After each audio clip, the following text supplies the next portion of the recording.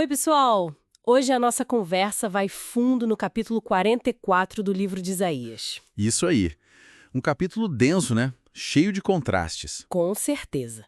Já começa com uma mensagem bem pessoal para Israel, né? Chamado de Jacó, o servo escolhido. Tem um tom de encorajamento logo de cara. Exatamente. Versículos 1 e 2. Não temas. A quem eu escolhi? É um começo que estabelece essa relação especial. E logo depois vem a promessa de bênçãos comparadas à água em terra sedenta, né? Algo bem vital. Sim, essa imagem da água é poderosa. Mas sabe, isso tudo prepara o terreno para uma afirmação teológica central, que vem logo em seguida. Qual seria? O versículo 6 é categórico. Eu sou o primeiro e eu sou o último. E além de mim não há Deus. Ponto final. Não tem espaço para mais ninguém. Uau! Direto ao ponto mesmo. E o texto não para aí, né? Ele meio que desafia qualquer outra entidade. Exato. Nos versículos 7 e 8, vem a pergunta: quem há como eu? Quem mais pode prever o futuro? Anunciar o que vai acontecer? Ninguém, é a resposta implícita. E aí entra a imagem de Deus como a única rocha. O que essa imagem quer passar nesse contexto especificamente? Olha, rocha aqui é estabilidade pura, segurança, imutabilidade, sabe? É o contraste perfeito para tudo que é instável, falso, como os ídolos que ele vai criticar já já. Deus é o fundamento eterno. Falando em ídolos, a partir do versículo 9, o texto entra numa crítica assim super detalhada e até irônica sobre a fabricação deles. Assim, é quase um passo a passo da inutilidade. Descreve o trabalho do ferreiro, do carpinteiro, todo o esforço, o suor. Para criar um Deus. E a ironia da madeira, nos versículos 12 a 17, é cortante, né? Pega um pedaço, faz fogo para se aquecer, cozinha comida e com o que sobra, ele esculpe uma imagem e se ajoelha para ela, pedindo socorro. É quase cômico, se não fosse trágico. E culmina naquela pergunta retórica: como alguém pode se curvar a um pedaço de madeira?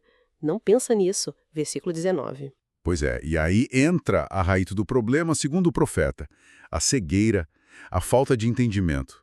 O versículo 18 fala que os olhos estão tapados, o coração não consegue discernir. É uma cegueira espiritual profunda, então. Exatamente. Eles perderam a capacidade básica de raciocinar sobre aquilo.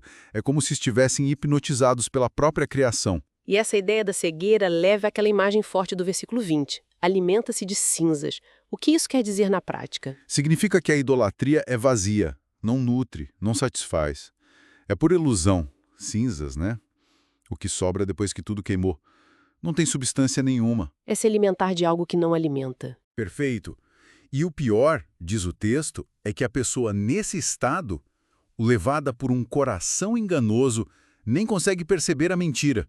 Não consegue dizer, isso aqui na minha mão é uma fraude. Nossa, depois dessa crítica tão demolidora, o texto dá uma virada, né? Volta a falar com Israel. Sim, volta para o chamado inicial.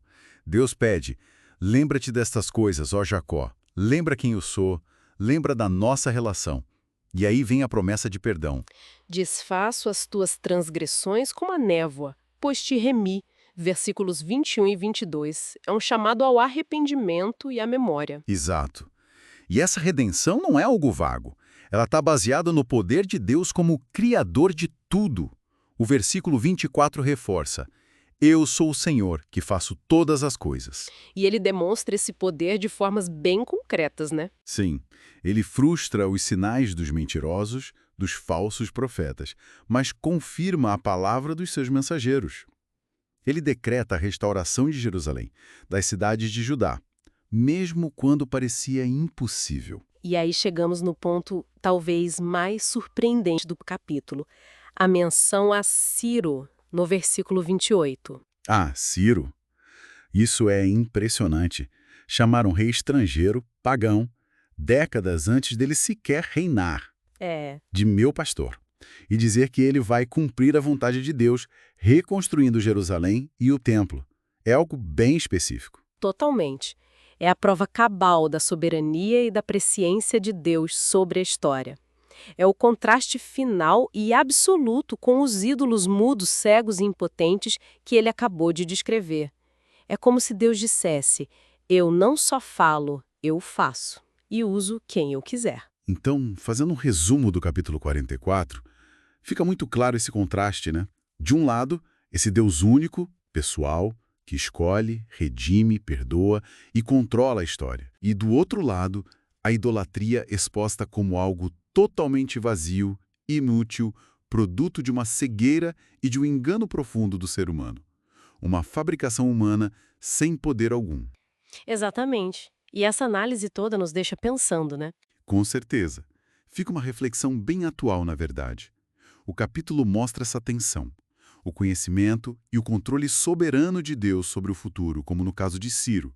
E, ao mesmo tempo, a nossa capacidade humana de se iludir, de criar nossas próprias verdades, de comer cinzas sem perceber, como os idólatras. Isso. E a pergunta que ecoa é: como a gente faz hoje para discernir, para separar o que é real, o que tem valor eterno, das narrativas, das criações humanas que podem nos enganar e nos fazer, talvez de outras formas, adorar o que é vazio? Fica aí para a gente pensar.